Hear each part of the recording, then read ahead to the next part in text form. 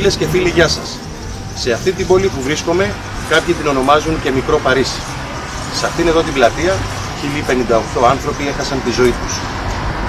Είναι η 7η χώρα που εντάχθηκε στην Ευρωπαϊκή Ένωση και αυτή η πρωτεύουσα είναι η 7η μεγαλύτερη πρωτεύουσα της Ευρωπαϊκής Ένωσης. Φίλες και φίλοι, καλώς ήρθατε στο Βουκουρέστι.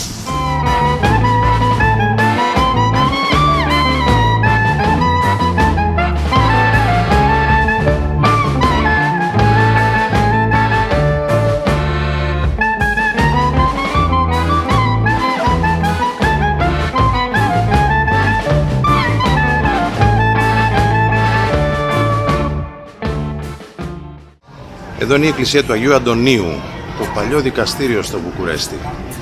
Είχε χτιστεί σε ένα άλλο σημείο και ήταν ένα παρεκκλήσι του δικαστηρίου και αυτή η εκκλησία είναι από τις πιο παλιές εκκλησίες που υπάρχουν εδώ στο Βουκουρέστι.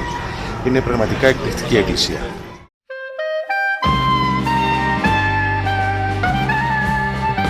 Καλημέρα.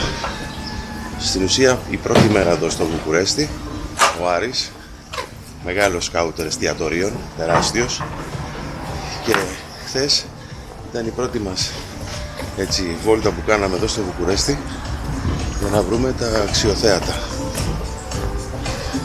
Κοιτάω και λίγο κάτω γιατί έχει κάτι τρύπες και σκοτωθούμε. Δεν έχουμε πιει καφέ ακόμα. Ψάχνουμε να βρούμε έναν καφέ πριν ξεκινήσουμε την κεντρική μας βόλτα για να μπορέσουμε να σας δείξουμε όλα τα αξιοθέατα εδώ στο Βουκουρέστι.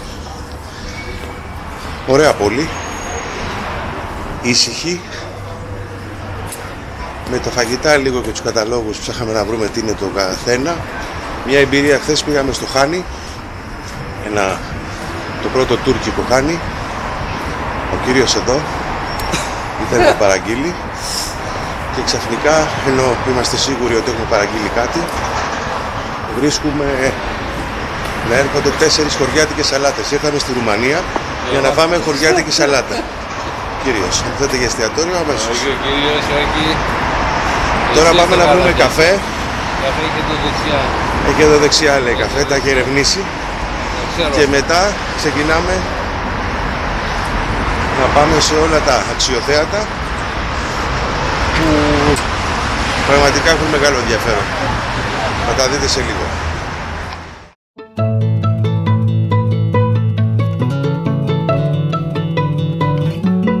Είμαστε στο πάρκο και στην πλατεία Ουνίρη και κατευθυνόμαστε σε αυτό που όλοι θα έχετε δει είτε από το Google είτε από τις φωτογραφίες, στο μάτι του Βουκουρεστίου, που είναι το μεγάλο σιτριβάνι στην πλατεία Ουνίρη.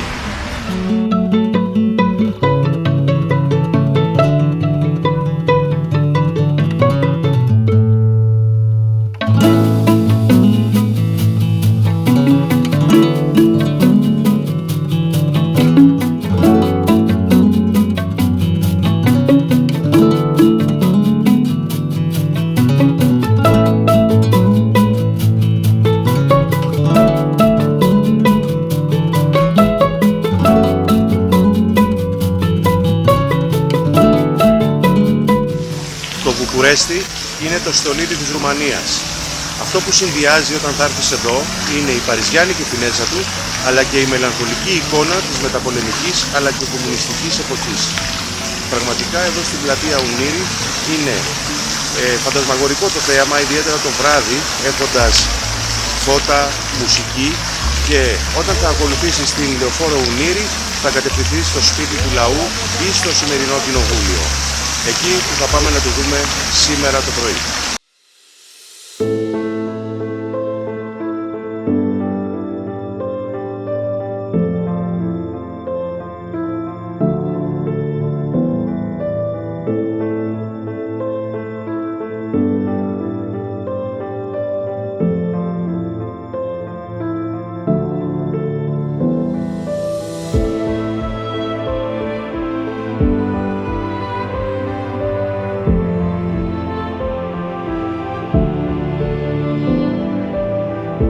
Βρισκόμαστε στο σπίτι του λαού ή, όπως το λένε σήμερα, το παλάτι του Κοινοβουλίου.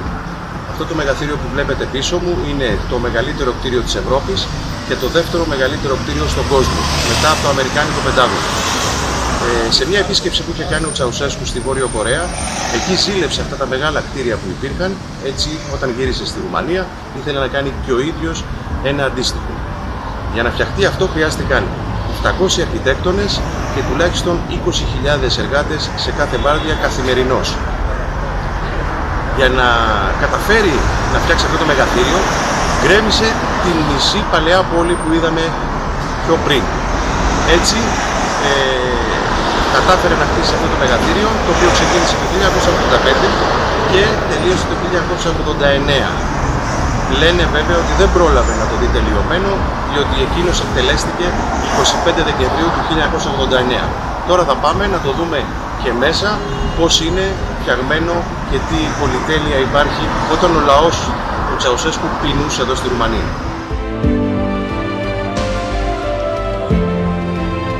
Πάμε τώρα να μπούμε στο σπίτι του λαού, με γκρουπ βέβαια, να ξέρετε ότι μπαίνει πάντα με γκρουπ.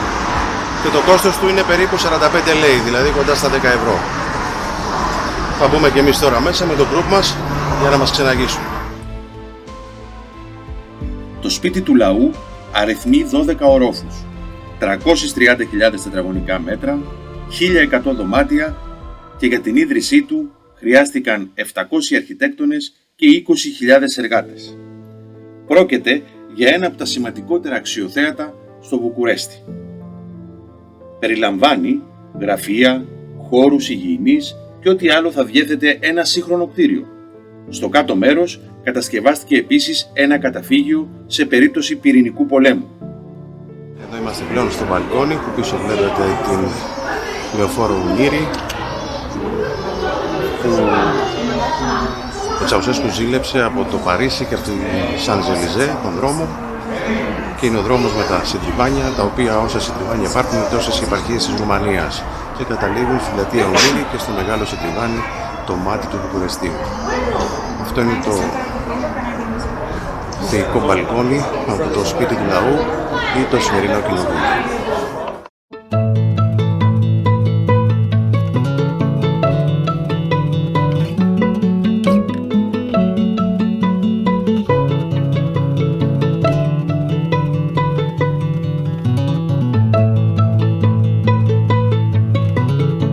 Περπατάμε τώρα στην παλιά πόλη. Εδώ λέγεται Λιψκάνη. Αυτό το κτίριο που κοιτάς, για να σε μαθαίνω κιόλας, γιατί πρέπει να τα μάθεις στη ζωή σου. Ναι, αυτό θέλω και εγώ να τα πω. Είναι η Εθνική Τράπεζα της Ρουμανίας.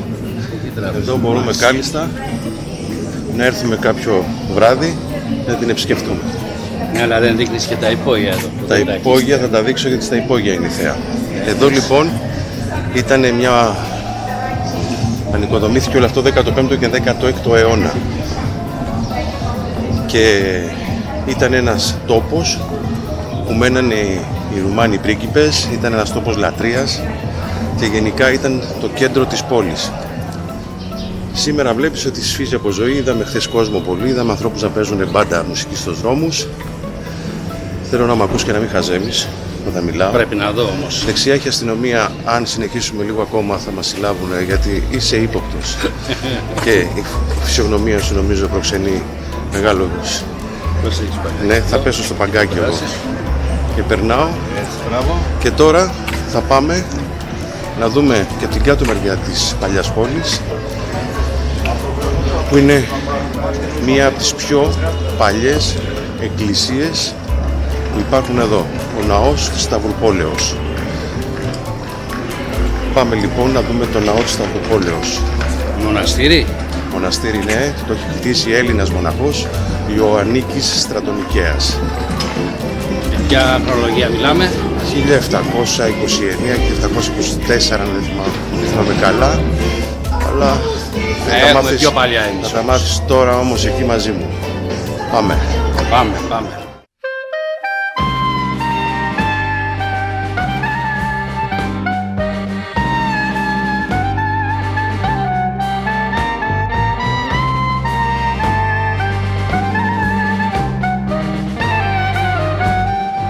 Εδώ είναι ο ναός του Σταυρουπόλεως. Το έχει φτιάξει ο Έλληνας μοναχός Ιωαννίκης Στρατονικέας και είναι μια απίστευτη εκκλησία χτισμένη το 1724. Τώρα θα πάμε μέσα να την απολαύσουμε. Μιλάμε για έργο τέχνης. Με την τοποθεσία του να βρίσκεται στην παλιά πόλη, ο ναός Σταυρουπόλεως χτίστηκε από Έλληνα μοναχό με το όνομα Ιωαννίκης Στρατονικέας. Η εκλεπτισμένη σκαλιστή του είσοδος και οι κολόνες βυζαντινού ρυθμού δίνουν ένα διαφορετικό τόνο στο μοντέρνο Βουκουρέστι. Το κτίριο αποτελεί ένα μείγμα κουλτούρας και πολιτισμών. Αναγεννησιακή, μπαρόκ, οθωμανική και βυζαντινή αρχιτεκτονική δημιουργούν μια μοναδική εκκλησία η οποία έχει επηρεαστεί από το αρχιτεκτονικό στυλ του Μπράνκοβα.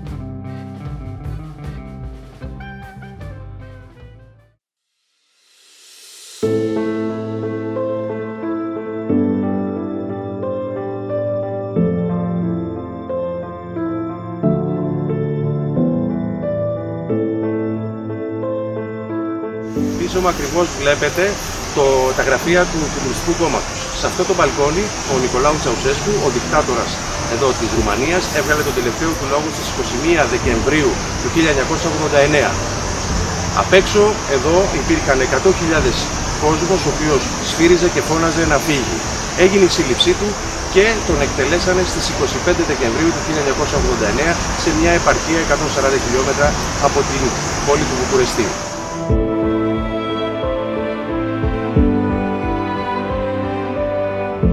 Εδώ βρισκόμαστε στο Μνημείο της Αναγέννησης.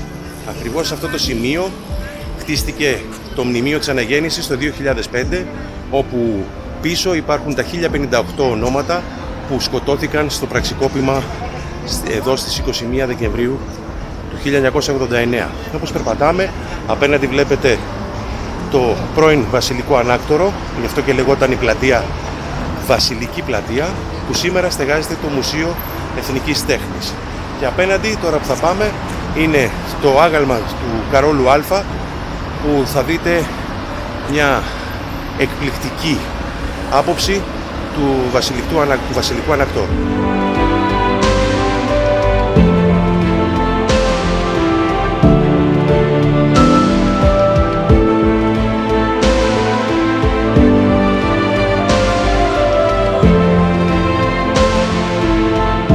Βλέπετε κάτι που θυμίζει η Ελλάδα. Εδώ είμαστε στο Ρουμανικό Αθήνεο. Εδώ είναι το μέγαρο μουσικής που λέμε της Ρουμανίας. Ο θόλος του πάνω που βλέπετε είναι ύψος 41 μέτρων και είναι 6 ιωνικού ρυθμού κολόνες που μας θυμίζουν ακριβώς Ελλάδα. Εδώ αυτό το κτίριο χτίστηκε τον 17ο αιώνα από τον Γάλλο αρχιτέκτονα Γκαλερόν. Κάθε Σεπτέμβριο φιλοξενεί το Φεστιβάλ Κλασικής Μουσικής George Enescu.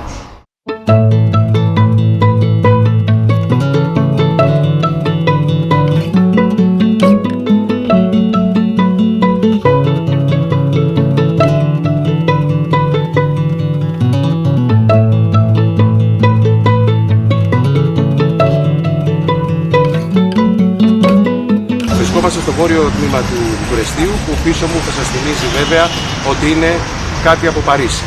Είναι όμως η αψίδα του Θριάμβου που σηματοδοτεί τις νίκες του Ρουμανικού στρατού και στον Πρώτο Παγκόσμιο Πόλεμο, αλλά και βέβαια τη Μεγάλη Ένωση της Ρουμανίας το 1918. Αυτή η αψίδα ύψους 27 μέτρων ήταν σε μορφή ξύλινη μέχρι το 1922 και μετά το 1936 έγινε στη μορφή που βλέπετε ακριβώς πίσω.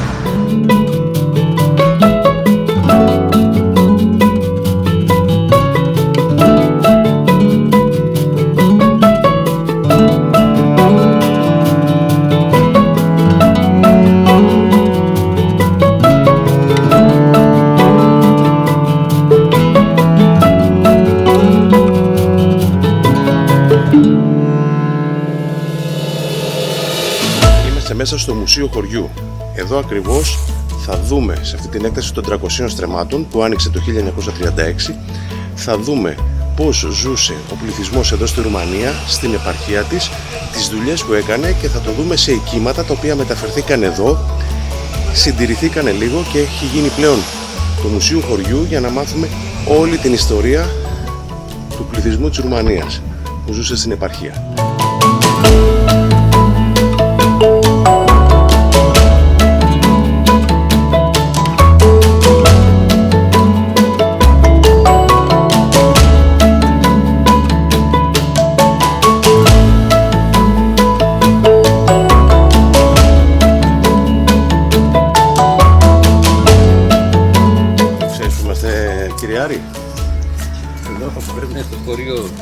Εδώ είναι το Village Museum, το Μουσείο του Χωριού, και όλο αυτό το πάρκο είναι από το 1936 και δείχνει πως ζούσαν όλοι εδώ στη Ρουμανία ανά περιόδους και τι δουλειές κάνανε. Χειρώνες, τυροκομεία, μπειραρίες, όλα αυτά στα μάθω εδώ. Και μπειραρίες είχε. Και μπειραρίες, αλλά δεν θα πιείς μπύρα.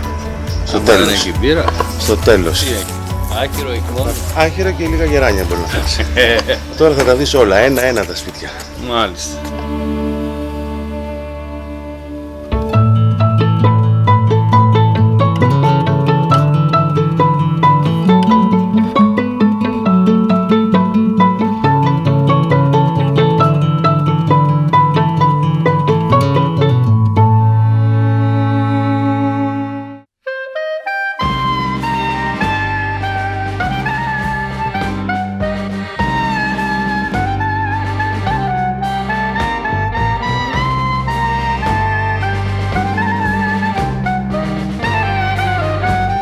Και τώρα φεύγουμε από το Μουσείο του Χωριού, που είναι βέβαια τεράστιο, δεν είναι μόνο αυτό που είδατε, και μπαίνουμε στο επίσημο πάρκο Χεραστράου που είναι στην ίδια έκταση, για να πάμε να μπούμε στο νησάκι μέσα και να δούμε ένα πάρα πολύ ιστορικό μνημείο. Και θα συνεχίσουμε την βόλτα μας, όπου θα καταλήξουμε στην οικία του Τσαουσέσκου.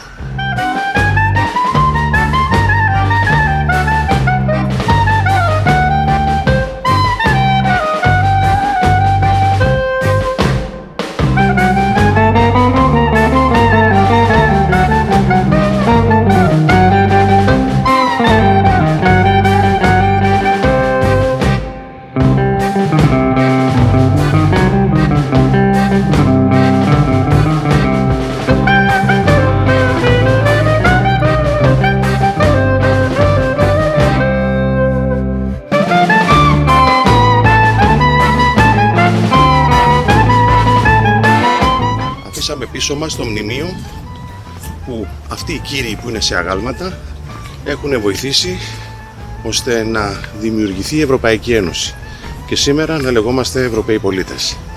Προχωράμε τώρα μέσα στο Χεραστράου, σε άλλη περιοχή του.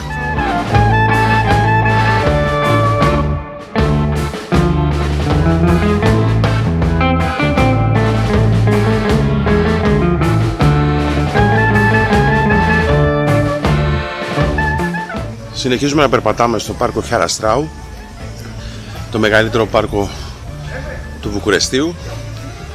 1936 φτιάχτηκε όλο αυτό που βλέπετε. Έχουμε γίνει μουσκεμα από τη ζέστη. Έχει την υγρασία της λίμνης, λεμοναδίτσα. Συνεχίζουμε. Αν δεν τα παίξουμε από τη ζέστη θα δούμε και το Ιαπωνικό πάρκο που είναι μέσα εδώ. Και θα φτάσουμε να δούμε και την οικία του Τσαουσέσκου, να δείτε που έμενε με τις χρυσές μπανιέρες και τα ψηφιδωτά ντουζ, στην περιοχή Πριμαβέρι, που είναι η πιο ακριβή περιοχή του Βουκουρεστίου. Πού αλλού θα σας πήγαινα στα πιο ακριβά.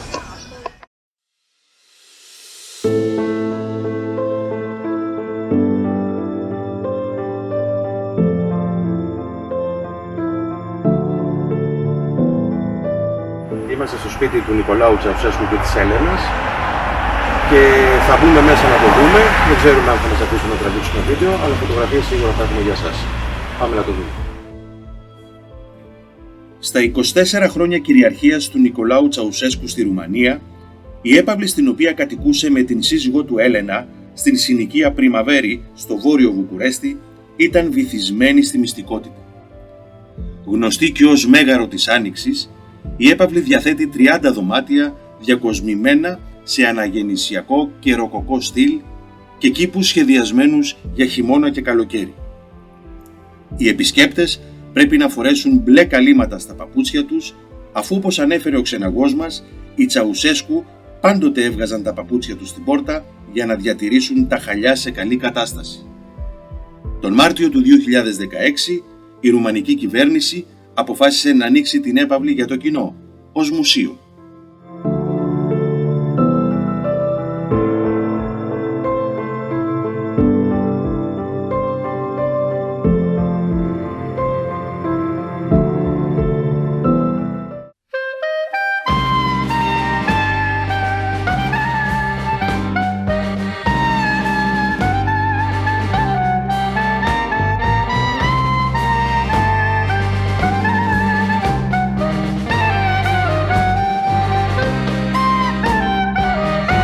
Και είχαμε πει ότι το βράδυ η λεωφόρος Σουμήρη είναι πάρα πολύ όμορφα φτιαγμένη με τα συντριβάνια και πίσω βλέπετε το σπίτι του λαού ή όπως το λένε σήμερα το κοινοβούλιο της Ρουμανίας.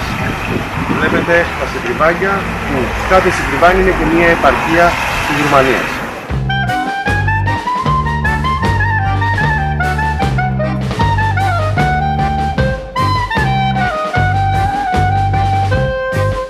Και κάπως έτσι φτάσαμε στο τέλος του επεισοδίου από το Γυρίζοντας στο Βουκουρέστι.